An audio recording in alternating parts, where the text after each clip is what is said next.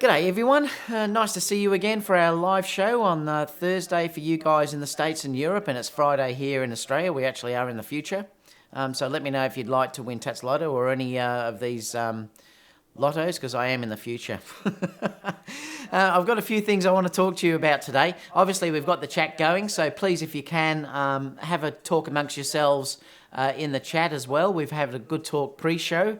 That will be cut out though once this video gets online. I've just got to wait for me to be able to do it on YouTube. So we've had a good chat about that, what people have been buying and stuff like that. So, you know, it's been interesting. Had a good week myself. I've done a couple of good shoots. I'm going to show you one today in the live shoot that I'll take you through. It's one that I just posted the other day with some Cupcake, so I thought I'd sort of discuss with you how the lenses went and the camera went and stuff like that. So I thought we'd go over that with you. I was just talking to Adapted Lenses too. He said he sold his 85 1.8 Sony lens, but he's going to buy another one. I just asked him why he actually sold it, and he said sold it, moved to manual focus 105 105mm 2.5, but that lens has massive lens flare issues in direct light. The 85 1.8 handles direct light better. Yeah, thanks for that. And like I said, I've heard nothing but good reports about that 1.8 Sony lens. And it's cheap compared to what the other lenses are that are out there. So we're going to go to news, and then I'll stop for chats every so often. I will leave time at the end that we can go back and look at the chats as well. So we'll have a look at basically the news, because I want to take you through some stuff that I've seen. Mike said the Cupcake shoot was cool. Yeah, I know it was. I really enjoyed doing it, and I'll talk to you about that, Mike, when we go through it. So some of the news that I want to take you through today, which is interesting, I've just noticed normally I've found that Nikon were the company that tended to have their cameras in space, but Sony have sent up, they're using an A7S II, and it's the first commercial camera mounted outside the International Space Station. And I'm not going to click on these, but you can watch it yourself. I'll just see if I can click on it, and it may bring it up. But you'll be able to watch this yourself, and you can sort of see this all the time. I suppose it's probably going to be updated continuously on the International Space Station. And you can sort of see it's mounted on the camera actually down through here. So they've actually mounted it in this section on the actual space station. So I will put these links down below so you can have a look at them if you like later on. But I just thought I'd talk to you about that because I thought, what a cool thing. I love technology. And you can actually watch it live. You can see now how it's streaming live from the International Space Station. So that's pretty cool, isn't it? I know, and some are saying awesome footage. It is, it's awesome footage. So I'm not going to play any more than that at this stage, but you can have a look at that yourself from the description box down below. I am pretty excited about this, so I'd love to try this because this is like gear porn for me. This is the world's fastest, excuse me, I've still got this cough and cold. The world's fastest wide-angle lens for Sony to ship on August the 10th in China, and it's Laowa. And it's a 15mm 2.0 lens. So this, I wouldn't mind to try a wide-angle prime, and I've mentioned that before as well to you guys, that I've got the 16 to 35 f4. I'm not really interested in getting the 2.8 version because I just don't want to lug that weight around. I'm more interested in getting a decent prime, and I'm wondering whether this may be one that could be interesting to look at. I mean, I'm not sure whether you do need the speed for that, because if you're shooting wide open anyway, everything tends to be in focus anyway, but it may be an interesting lens that is just about to be released. So I'll leave this in there as well. You can have a look at it and let me know what lenses you guys think are the best prime lenses. I don't really care about things being manual focus to me, because like I said, being everything in focus really doesn't really matter that much. And I've also got the 10 to 18 as well, so I've got that if I want an autofocus wide angle, and that's what I'm using when I show my gear, because I'm using that on the A7R2 that you'll see in a minute. The lens I'm using at the moment on this camera is the 18 to 105 on the A6500. That's the one pointing at me. Which is a great video lens. But that could be a really interesting lens. I'm not sure if they're saying about cost of this. Yeah, oh, well, they're saying there that it's going to be, euro is 633 euro by the look of that there, and it's 4,980 yen. So you'd have to do a conversion to US dollars on that as well. Next thing I want to show you is this, because it's not Sony related, but it is interesting, especially for the US guys that are actually here, is that the TSA now requires separate screening of all your cameras in the airport. So at the moment, even in Australia, we have to take things like laptops and iPads and things like that out of your bag, and you have to put that screening separate. Well, it looks like now the TSA, and this may come to other countries now that it's started there, you actually have to take your camera out of your bag, which can be a pain, because if you're like me and I travel all the time, you're going to have to take out every bit of that camera gear separately and place it in a bag separate so that it can go through that TSA screening. Which is a real pain. So it means too, if I come and visit you guys in the States, I'm going to have to do the same thing.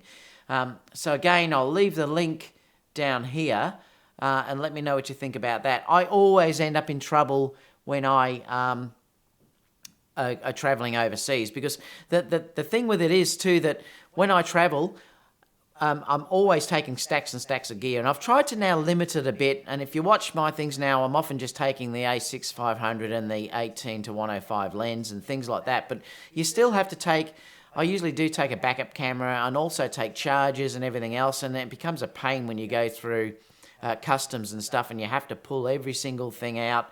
And for instance, when I went to the UK, I got questioned about whether I was a professional photographer working over there, and I had issues and I had to justify where I was going and name everywhere that I was going, where I was staying, because they thought I was a working photographer because I was carrying so much gear. But this is a really interesting thing, because this now means if you are actually going to be traveling, that you're going to have to pull out your camera gear itself and show that to the TSA in the States.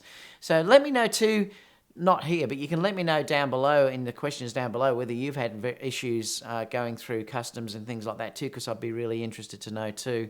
Let me just check some of the questions up here. Mike said that cupcake shot was cool. Well, that's what I'm going to show on my shottage today. He also said that it was awesome footage of the A7S II, and it was, and that's that space footage that I showed. Mike said, did you see the one of the US East Coast? New York is just a sea of lights. No, I'll have to look at that, Mike, because I'd be interested in that. Jerick said they still love his old 58 Helios. Yeah, so, well, let's continue. Now, I wanted to discuss this to you because often people will say, why does camera gear cost so much? And this was an interesting article that I actually read. And you do have to be careful, because if you look now at things like where Bowens has gone broke, things like that, and this is where you have to be very careful with just purchasing Chinese knockoffs, because what they usually do is they usually reverse engineer what other companies have actually done and then sell it really cheap. And I showed you something last week, which was these these actual mounts that you can use for your camera. But the thing was, it's saying basically, why are they so expensive when you could buy something that would be a third of the cost? And this actual thing talks about L mounts, but basically it takes you through the whole thing. And what it's saying is that you're paying for the development and the research cost of these things. So you've got to take that into consideration. And I do buy some Chinese knockoffs, but most of the time I will try and buy the original name brands, because I do want to support them. Even though it's a little bit more expensive, I do try and purchase the original things. Like L brackets, for instance, I do pay for decent ones, but I didn't buy the Really Right Stuff or any of these others. I did buy Chinese knockoff ones for my L brackets. So it's a very hard thing to do, but you've got to justify how much things cost sometimes. But this is an interesting article talking about why things cost so much. So just have a read of it. Give me a couple of your opinions down below about if you think it's worthwhile, or whether you should just be supporting the high-end stuff rather than the lower-end stuff. For instance, batteries. I have bought a few knockoff batteries, but I've found that they tend to be very well, I wouldn't say that they're a bit unreliable, and they can drain very, very quickly, and they also don't last very long, but they're incredibly cheaper compared to the Sony batteries. But now I've decided to just buy the original batteries, because they last much longer for starters, and they do don't drain so much. Like they won't drain so fast in the camera. So I'm not using knockoff batteries anymore. So again, you can let me know down below whether you think that the knockoff batteries are fine or whether you find that they do drain a lot quicker than what the genuine Sony batteries do, because it'd be interesting to see what you have to say about that. So that's one thing, and I'll just go back up to here and see what people are saying about and questions. Jerry said, have you ever used the Sony 70-200? How does it compare to the Canon 70-200 2.8? Jerry, I haven't used the Canon one, but I have used the Nikon one because I used to have the Nikon 70-200 2.8. And the Sony, I don't have the GM version. I have used it though. I've got the f4 version, and that lens is amazing. I love the 70-200 f4. I've got that lens. I won't sell that lens because of that reason. I love the size and the weight of that, and it's incredibly sharp. So I can't compare it to the Canon one, but I'd say they're all pretty similar. The GM Master is obviously the best one that I've used, but having said that, I don't believe it's that much better than what the f4 version is. Not for me particularly, so I'm sticking with the f4 version. Micah said, David, most of the companies produce their stuff in China to save money, but don't make it cheaper. The Chinese have all the specs and plans. They just build the stuff for themselves. Yeah, and that's half of the thing. You've got to remember too that the reason why these things are dear initially is because you are paying for that development cost, the initial cost of actually doing it. And that's why cameras are expensive, because the sensor is the dearest part of that camera. So you're paying for the development of that sensor. Yeah, Chinese knockoffs will. Like I said, I still buy that stuff, but I do try and support where I can the original stuff as well. But I will buy knockoff stuff as well.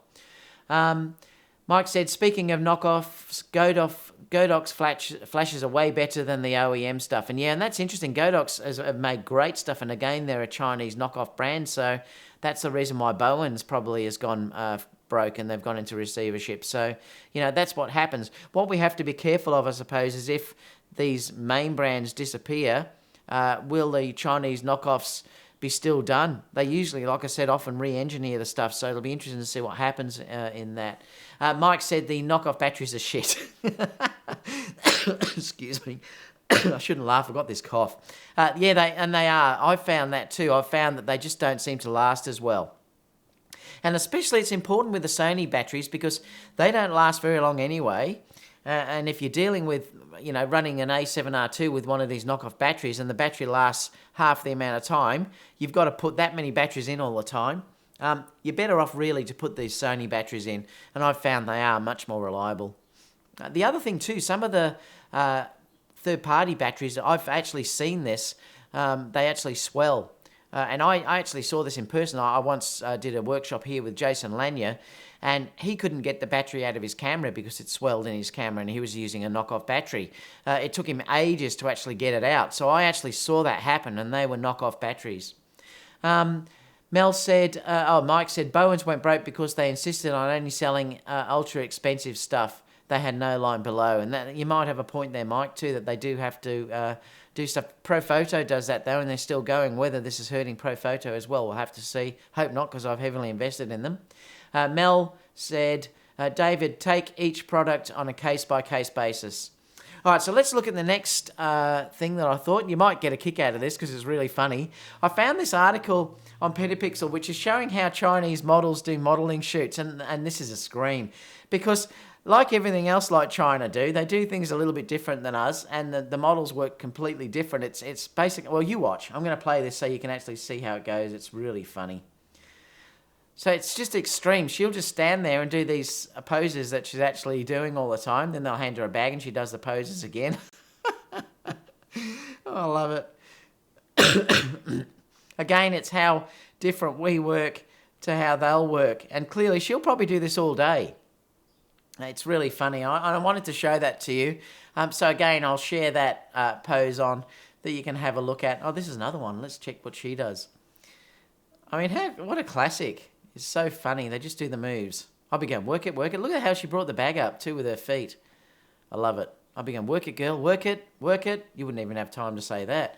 So they're really interesting things that if you want to, you can have a look at and check how they go. But I don't think we'd ever get a girl here posing like this. It just wouldn't work.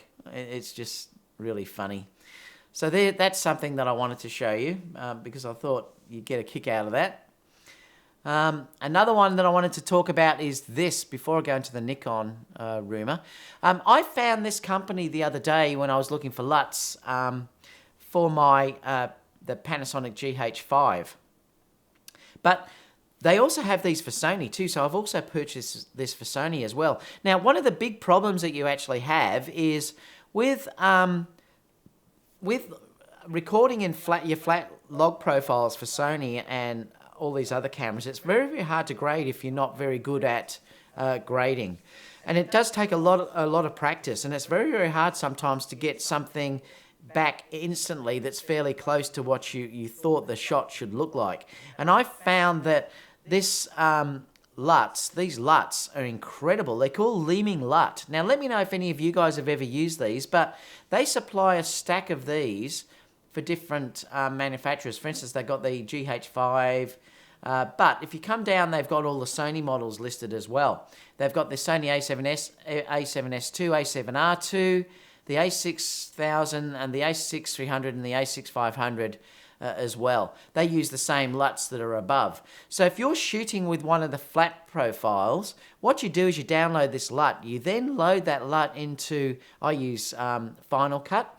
If you load that LUT into Final Cut, the LUT then basically brings us back to what you'd count as being a normal type look, and it works incredibly well. I used to do all this by hand, and I've been using the flat profiles and then doing color grading myself, but these LUTs work really, really good, and they'll even work with the external recorders, things like the Atmos Shogun, Ninja, etc. And they even tell you how to expose for it. They'll tell you which settings to set in your camera to get the correct exposure, like how much you set your zebra patterns, things like that. And they'll even tell you about how you expose using the your actual histograms. Now, this is a really, really good program, and it's not cheap at all. It's not expensive at all. I can't remember how much I paid, but it was only something like 20 US dollars or something like that. Oh, there you go. It's 20 euro. It's incredible. They are really, really good. And if not that you guys are probably that interested, but if you also have the GH5, you can also put the LUT in the camera too, so you can see the LUT through the camera that you're actually shooting with. But I'm using these LUTs now for all of my Sony cameras so that I'm getting a balanced look straight away. Then I can manipulate that to actually how I want it to actually look. Great system, and I've found this is probably one of the best systems that I've found if you guys are trying to start with the flat profiles in the Sony cameras. They will work also with C-Log as well. Well, it does. It works with C-Log in the Canon, in the Panasonic. I'm not sure about the... oh, it does. There you go. So on the Sony, it will work with SIM1, S-Log 2, S-Log 3. So they'll work with the SIM1, S-Log 2, and S-Log 3. Because sometimes I just use the Sign profiles. I use them a lot, often probably more than I'll use with the S-Log profiles. But yeah, but have a look at it, guys. Just check this site out, and if you are doing it, it really will make your life easier. And I think it's an amazing software. And I'm not sponsored by them. I just found it, and but fantastic. So that's called Leeming LUT One. So let me know about that. So let me just go back to questions, because we'll have a look at what people are saying. Jess said, what do you want to buy, the 1635 f4 or the 1635 2.8 or the 12 to 24 f4? I'm more hooked on the 16 to 35 f4. It's cheaper, and I already have the 2470 f4, and I'm very pleased with it. Jess, I do have the 16 to 35 f4, so that's the one that I'm actually going to be keeping. I probably will just buy a Prime. I think that I'm going to get that's wider than that. And I'll use that. So I'm going to keep the f4. I've explained before, I have the f4 versions of all the Sony lenses, and I'm really happy with them. Some people aren't, but I am. I'm really happy with them. So I'm probably not going to go to the 2.8 version, solely because of the size and weight of that. I don't want to be lugging around heavy gear. Mel said, Canon lenses that are almost 100% copy of the old 20 plus years old lenses design, etc. e.g. the Yonogo 35, 50 1.8, 85 1.8, and the 100 f2 are almost a 100% copy of the Canon lenses. Yeah, and that's the thing, they are. The Chinese are copying them completely. Mel also said optically they are very much the same as the original Canon lenses. The only difference is Yonogo can't seem to use or duplicate the ring USM of Canon, and they reverse engineer everything, and that's the thing, I suppose. Like I said, if you bought everything that was copied, then these bigger companies would cease to exist, and then I'm not sure what would happen with the bringing out all this new technology. As Mel said also, as for batteries, yes, there are so many variations. The Wasabi brand, though, has stood the test of time. And that was the one that Jason was using, I think, Mel, was the Wasabi battery, and that was the one that swelled in his camera. He actually almost couldn't get it out. We had to really bang it to get it out because he wouldn't have had a camera that he could use for that. So there you go. So, all right, so let's go back to news because I wanted to talk to you about this because this is really interesting. This Canon, the Nikon D850, because there's some interesting things that they're talking about this. I'm not sure whether you've been watching The Angry Photographer. This article that I've put online does talk about that, and he actually mentions down the bottom there, it actually shows The Angry Photographer where he's actually got the video where you can watch him talk about it. What they're saying is that this is going to be a hybrid. It's going to possibly have your normal digital SLR mirror and shutter mechanism, but then they're saying that there's a little button that's on the side, and I think what they're talking about is this button that's oh no, that's a diopter. I'm not sure where it's showing it. There's a button somewhere apparently in it. It may even be down a little bit down here somewhere or here. I can't remember. But there's a button somewhere there that they're saying that you can flip it, and they're thinking that that is flipping the mirror up and it becomes an EVF. And you can see that there's actually I can't scroll this down. For some reason, Safari's playing up. This is the video down here that the Angry Photographer's talking about. Like I said, you can go and look at that, but you can see over here that they have patented, Nikon have patented this sensor technology which talks about the EVF and the OVF and how they'll work together. So there's very strong rumours that that this is going to happen in the D850. Now, no one knows yet for sure. Like I said, the Angry Photographer said that this is going to happen. This is a really interesting scenario, though, because I'm still not 100% convinced about this, because for me personally, I think if you're going to go mirrorless, one of the advantages to me is to have the least moving parts possible in a camera. Now, you're starting to see that with the way the Sony A9 is going, and I think future Sony cameras are probably going to get rid of the shutter mechanism completely, and it'll only go for the electronic shutter, because I think the A9, you can almost do that now, apart from flash. That's the only issue. But once they get around that side of it, you'll probably find that it will go completely digital. Once it goes completely digital, there's less mechanical parts that can go wrong. There's less things that can freeze up, less things that could probably get damaged, things like that. So I think that's probably the future of the way it's going to go. But Nikon, I suppose, have hedged their bets both ways at this stage if they're going to bring this out. So this is a really interesting camera, I think, and how it will work. Now, they're saying that it's going to have the A7R2 sensor, which again is interesting, but that brings up a couple of things that also would worry me, again, for going totally if it's the electronic shutter, for instance, because, again, if you aren't using an A9, you have the problems with things like your bending when you have the golfer swinging his club. You get that where the club will actually bend. So you're going to get that same problem with that if this has the A7R2 sensor. But clearly Sony of protecting their own sensors, and they're letting that go a couple of years later, and probably because there'll be a new A7R3 or something shortly. So Nikon will obviously get the older sensor, which will be the A7R2 sensor. Now, Nikon will obviously manipulate that probably to get more resolution and probably a little bit better dynamic range and ISO, because they tend to do that with their cameras anyway. So, but again, like I said, you will be having issues if you're talking about that with the electronic shutter solely, and that's probably why they're hedging their bets and having the mechanical shutter as well as the digital shutter on this camera. So let me know too in the questions down below what you think about this camera. whether you think, oh, does this excite you? You know, does it not excite you too much? Because I'd be curious to know as well how you guys feel about this as well. So let me go back up here and let's just check. Casper said hello. Hi, Casper. How are you? Mel said a hybrid seems a good idea on the surface, but it adds too much complexity. Makes it too complex. I can't say that. It shows that Nikon is still not nearly fully committed to the mirrorless. Mel also said, why do that where if they could just go mirrorless? There is no need to do acrobatics. It will be cheaper too, easier to build. And Jerick said the button is eye over the diopter. You can see it on the other photo. Okay. And Casper said the hybrid viewfinders are nothing new. And basically that's what a Sony's doing. The Sony A mount is doing this as well. Avery said, yeah, I'm not sure what are the pros of a hybrid is over a full frame mirrorless. Well, a couple of things for me again. As you all know, the ones that have been following me for a while, I did shoot Nikon all the time. The reason why I left that was because of the size, and also the technology was boring me a little bit. So they are starting to at least innovate if that's the case in this.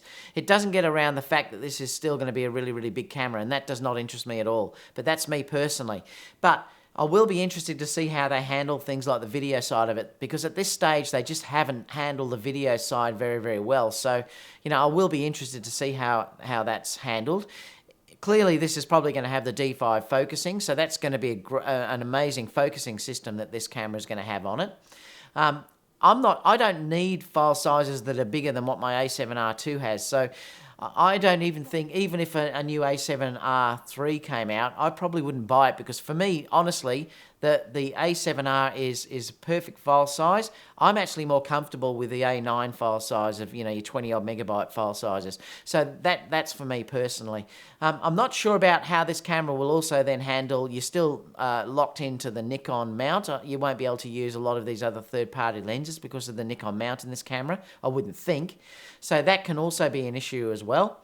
But again, we'll see when this is released. At this stage, it's still if and buts and does it have all these things. So it is going to be interesting to see what they are going to offer. But again, at least they are offering something, unlike Canon, who really aren't offering anything in that regard. So this could be a real shock for Canon, I think. It could cause people to really say, well, you know, just Canon aren't innovating enough. So we'll see about that, to see what people think about that. Let me know what you think about that down below as well, because I'd be curious to know what you guys think about that. It's certainly an interesting scenario. So there will be things, we'll have to wait and see how this works in real life if this is released. How well does it work? You know, are they going to put the full things in like scopes and you know, your peaking? Surely they'd have to be put peaking in. Will it have nice flat profiles? Things like that, and how well will it actually work, this electronic shutter, seeing as it looks like it's coming from the Sony A7R II. I don't really ever shoot the Sony A7R II on the electronic shutter. I use mechanical shutter all the time because of things like banding and stuff that it just doesn't do well. And also, you know, you get the bending of things with movement. So it's an issue. So I'm not sure how well that sensor will work.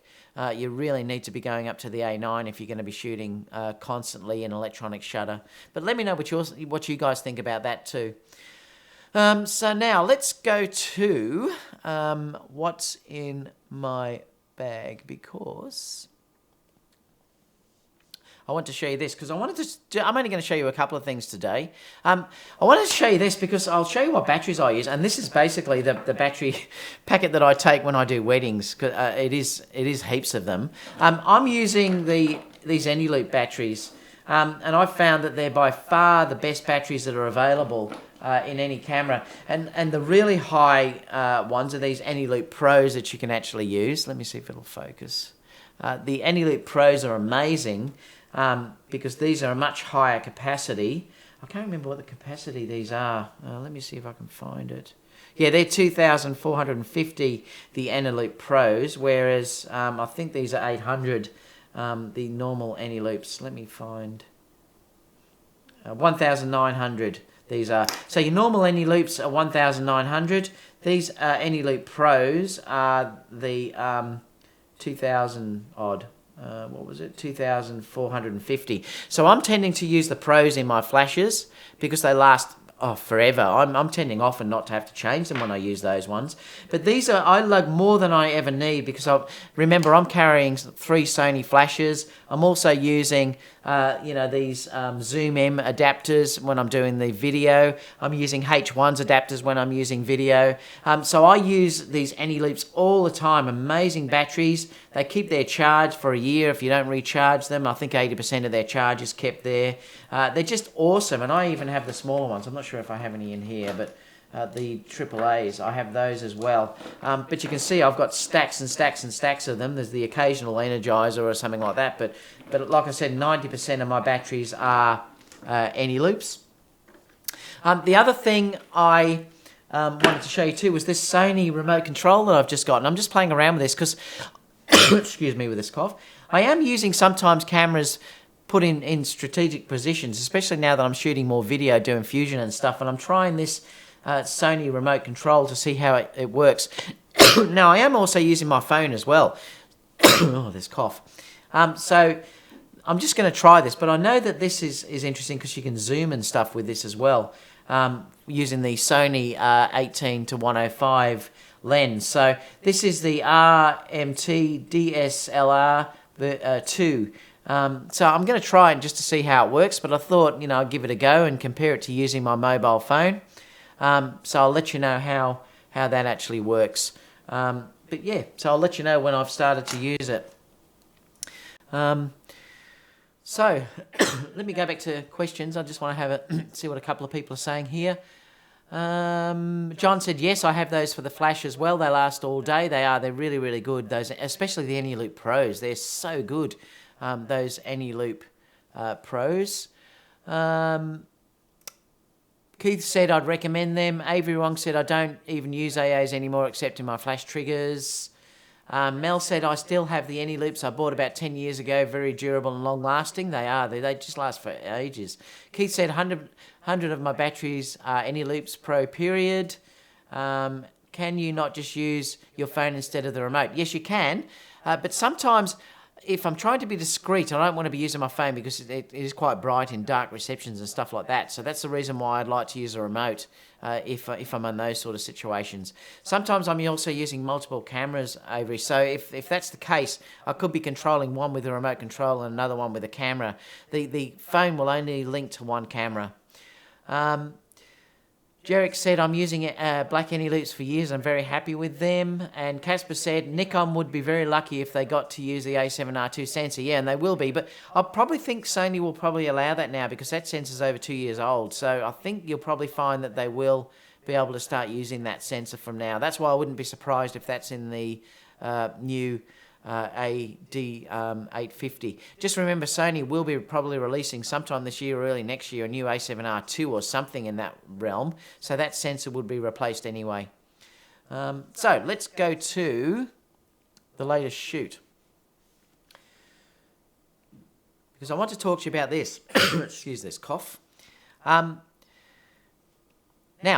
with the with my this Cupcake shoot that I recently did, I actually thought I had a shoot that I had to do with a group of girls, and like I do a stack of different shoots with young models who pay to work with me to build their portfolio, and I like to bring up things different all the time, and I just thought I wouldn't mind to do like a high tea type shoot with cupcakes and tea. And so this is where you can start to work with local people. And what I did was I actually worked with a local shop that does, and I work with these quite extensively because they do a lot of the wedding flowers that I actually deal with the bridal bouquets and things like that.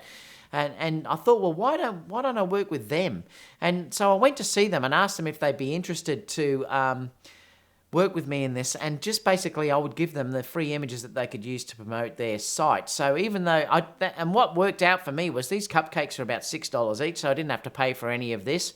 They also supplied that table and the cups and the teapots and things like that for me, so it worked really, really great. So again, if you offer things for people and you can show that you are a working professional, they often will work with you for free, because all I had to do was give them the images, and then the girls get these images which are different to what they would normally get anywhere else. So that's why I did this shoot.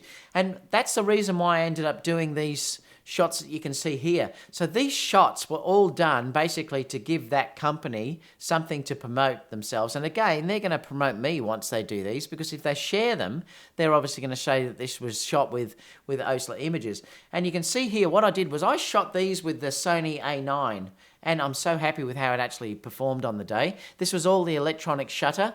Now this was natural light, so the natural light was just streaming in from a big door that basically is here in my studio. And if you watch the video, you'll see the actual shoot being done. So I wanted to shoot with the 35 1.4, so I'm using the Sony 35 1.4. And I wanted to make sure that the background was this beautiful, lovely out of focus. And that's the reason, again, why I love using the 35mm. Because it just renders things beautifully. You know, it's incredibly sharp when you're looking at through here, which is where I focused at. And then you've got the lovely fall off, which is only just behind, that you can sort of see there that's out of focus. So again, it gives that lovely look, and that's the lens that I'll always be using when I'm doing my wedding shoots in the reception of doing all the details. And that's the reason why I use that, is because it does get that beautiful, lovely, out of focus look that you're getting. There's no reason why you should shoot with a higher aperture in these, because I don't want this to look like an iPhone shot. You know, I do want this to look like it's been taken by a professional. So having things out of focus like that gives you that lovely, you know, deep depth of field that you can sort of see when you're looking through these. It's such a beautiful lens to be doing detail shots. I just adore it. You know, it's gorgeous. You can see up the top there that the top cakes are in focus. The bottom ones are out of focus. Again, I did that deliberately. I did multiple shots. I'm only just showing you some of them. So then I sat the girls down, and again, these are the shots that actually we came up with on the day. Now you can see that what I had to be careful of, because I was shooting natural light and these were all white on a white background, I had to make sure I didn't blow that background. So I have metered for the whites. So I've metered for it to make sure that I don't blow out the lights. And that's the thing, because if I'd lost those whites, which is included in her dress, it wouldn't be any good at all. And you can also see that what I had to be careful about was there is a natural vignette going on here. You can see that it's darker over this section through here as well. So I wanted to basically keep all that detail. So I just had to really balance my exposure. But the thing that was the most critical thing to me was to make sure that I didn't blow out those whites. So I did meter for this sort of spot around here. The important thing is, because this is white on white, again, you can still see that there's details of the white against the white there. I had to be very careful, because if I lost that, you wouldn't see any of that detail at all. Mel said, how did you light that scene? It's just daylight, Mel. So it's just natural light coming in through a big window. If you watch my video, the previous video I've posted, you'll see how that was done, because I actually show how it was done. So I'll put a link to that later on. So yeah, this is all natural light, so there's no flash being used here at all. And one of the girls that I actually worked with was quite surprised that I used natural light, because she said, David, that's the first time I've seen you using natural light in your studio, because I normally always just do use flash and stuff like that, because I am very strong in that area. So this time I thought that I would use the natural light for this. And again, if we move along, you'll see that it's the same girl, because each girl is building their portfolio. So I wanted to give them the similar look, so I did each girl individually, and we went through the same thing for each one. Now these were cropped like this because I was shooting this for video, so they were cropped in the 16:9 format. So that's the reason why they're shot. And I'm probably going to give the girls, they will see one that's sort of like this, but then they'll also be looking at one which is like this, which shows the setup of how it's done. Now, if you're looking at it, the thing that I had to be careful of here was there was a massive window coming through here, which was letting the natural light stream in through here. That's why you can see that natural gradation that's sort of coming through that section there. Now, what was happening though when I originally went to expose this was that this section over here was way too dark, because the fall off was much too strong. And the only way I could get out of that was to bring in massive fill, they're what do you call them? I've gone blank. They're basically massive bits of board that I've set up that can stand behind her, that fills in that whole light, that brings in some light back in this section in here to add a little bit of fill that comes through here. And they're massive boards that you'll see if you look through the actual shoot. And again, if I didn't do that, it was very harsh through this section. There was too much fall off, and this section in here was way too dark. And I didn't want that because I wanted a nice airy type look. It had to be very feminine and soft, this look. So that's what I've done with this system. And I've used those massive foam boards to light her up in that corner. And again, I've just exposed for that white through here. And then you've got that lovely fall off that sort of comes onto the face naturally. Now, these were shot with the A9. They were all shot with the electronic shutter. It's 1/25th of a second at f2, ISO 100. And it's with the 35 1.4 lens. And you can see that it gives it that vintage look. This is just a vinyl floor that I've actually put down. I got the lens from a local furniture shop here that sells furniture. So the chair was actually bought from them. All of this detail was actually came from the cake shop. Keith has said, no, they're like a massive board, Keith. So you'll see what they look like if you look at the video when I actually showed this, because that was the previous video I did. When I sit there at the beginning, you can see the boards actually coming at the side. They're massive boards, foam boards. Again, we'll just move on so you can sort of see some of the other girls that are shot. I think that was, is that the same one? Yeah, you can just see there I've lightened off her legs a little bit. That's the original one. There was a bit of fall off on her leg. That was a bit dark on her legs, so I've lightened the legs off just a fraction on that one. These are a couple of other girls that we did. I just have ones where they're pouring the milk. This is another girl that's done the similar thing, that's picking up the thing. And again, this is why I was saying too that your highlight exposure is so important. Oh, that's what they are, Keith. They're called V-flats. Those lights are called V-flats. The boards, I mean. Yeah, that's what they're called, V-flats. Again, the other girl changed her outfits because she wanted to try two different ones. And I really like this one because it matches, that colour matches the colour of the cupcakes as well. So again, she's got a couple of different shots that she could use to do this. We then went on to a similar shoot, and I'm just going to show this, but I will show this more when we go into other things a little bit later on. But we went through the same florist, and they supplied these gorgeous headpieces that you're seeing here. Yes, that's right, Keith. V-flats. Yep.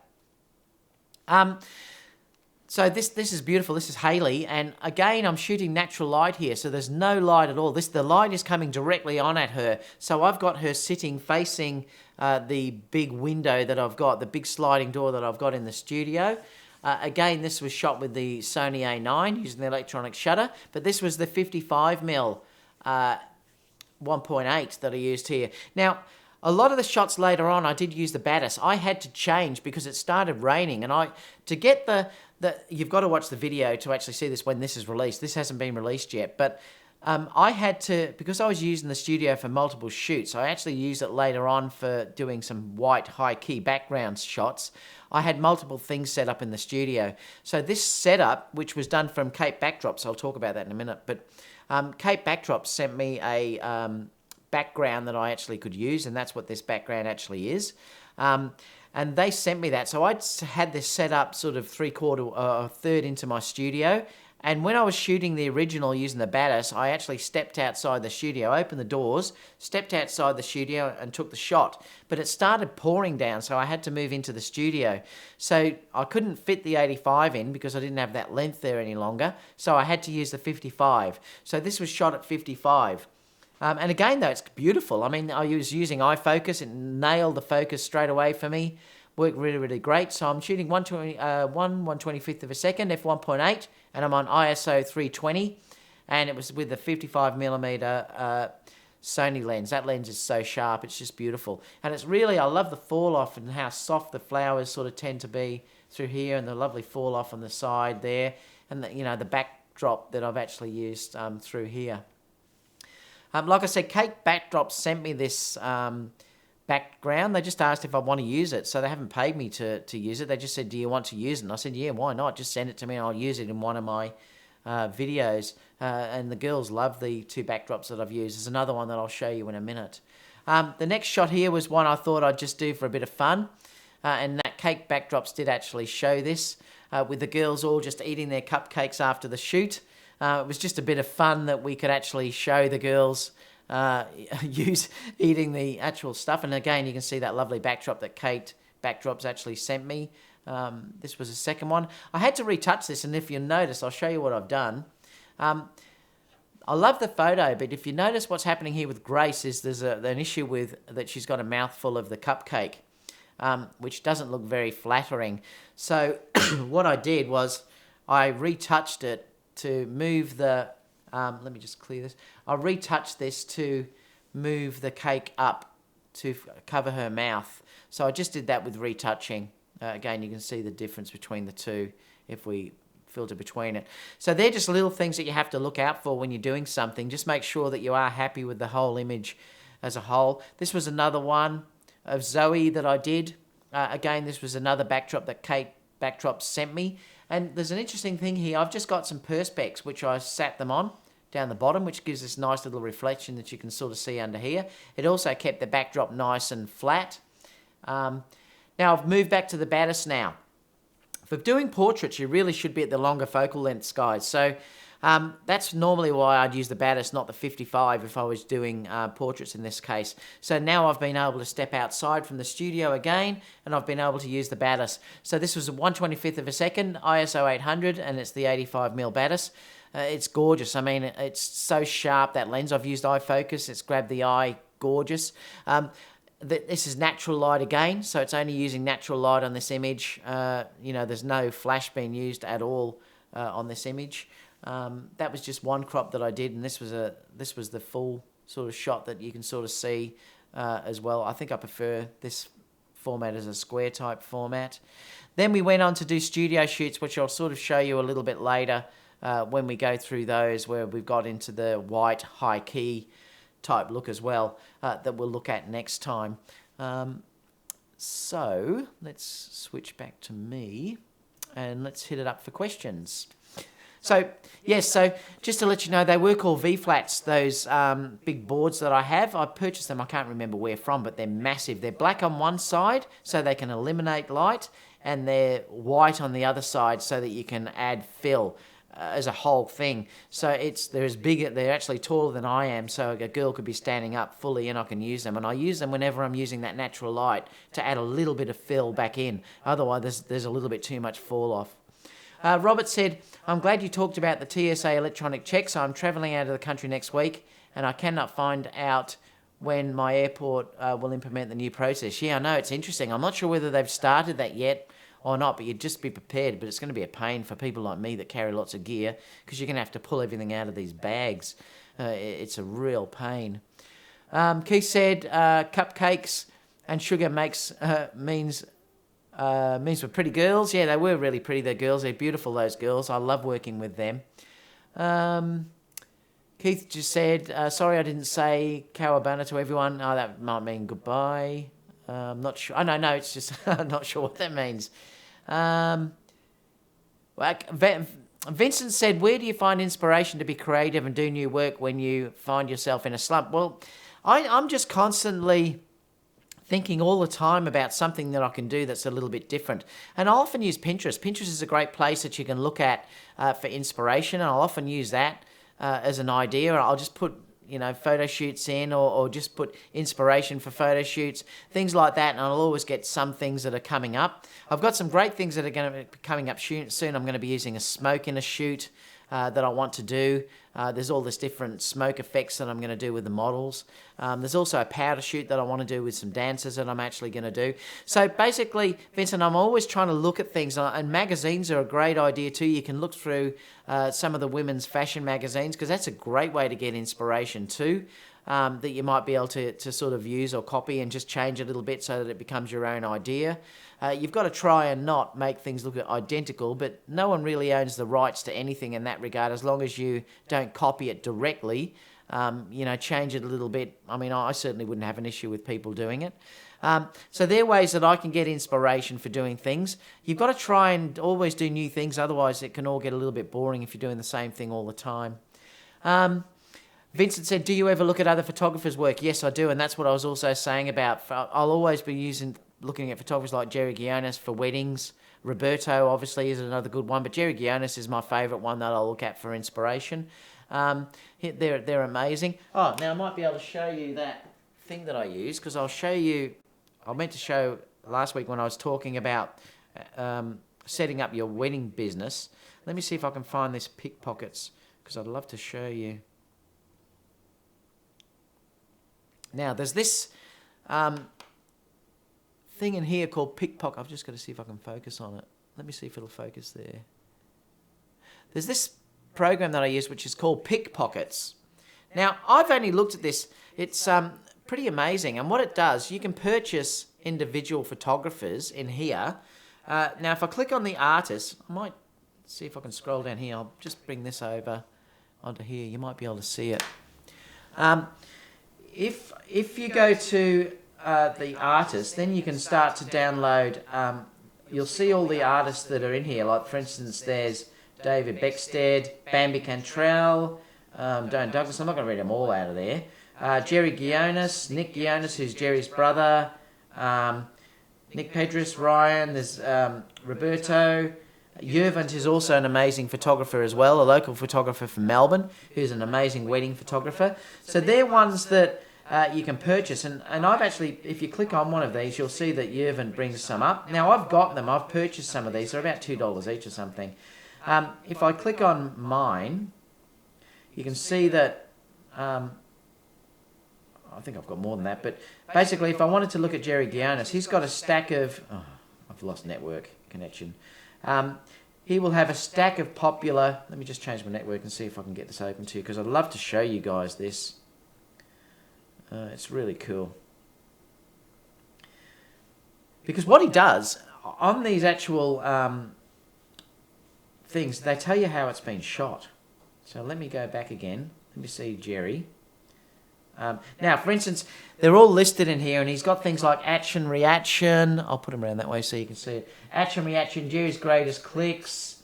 There's other things like ordinary bridal, posing the bridal. So, for instance, if you wanted to go into posing the bridal, they will then come up with all the images that you actually see. Now, if there was one that I liked in here, let's just find one that we like. I'll just go for one of the early ones. This one here, for instance. So if I click on this one here, it shows you how it's done. Now, if I then click over on the side, oh, hang on. If you go info button down the bottom, it tells you what shutter speed and everything that these were actually done in. So these are great.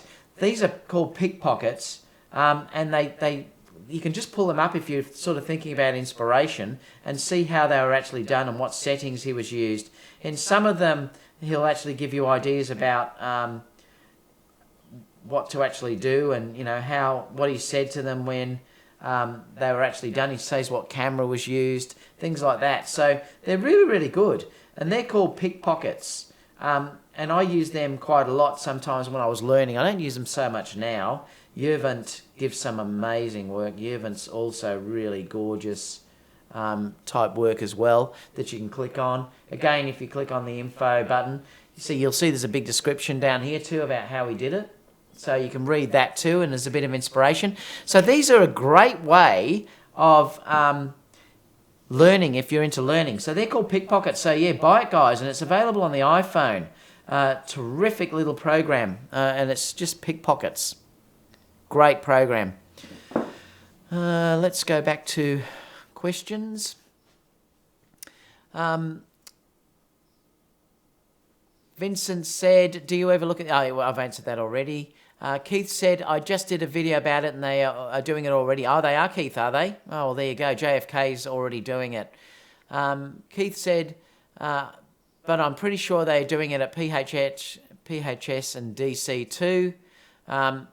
And Keith said I was a victim at that of JFK back in April. Yeah, so it is actually starting to happen, guys. So people actually are starting to get pulled up by it. And like I said, if you're carrying heaps and heaps of gear around, pain in the backside. So are there any other questions before we go? I'm just about to go out for a lovely dinner in a pub, which should be really, really great. I'm excited about that. So let me know if you've got any last questions. If you haven't, guys, please leave them down below, and I'll get back to you as soon as possible. Obviously, if you can, please, I'd really appreciate a thumbs up. And if you haven't subscribed to me, please subscribe to me, because that means a lot to me. I'm not sponsored by anyone, so I'm always telling you guys the truth about things. So they're basically it. So unless you have any questions, we might finish for the day. I'll probably have another video up in a day or so. I'll put another studio one up. I might show those ones I was doing with the backgrounds that you just looked at before.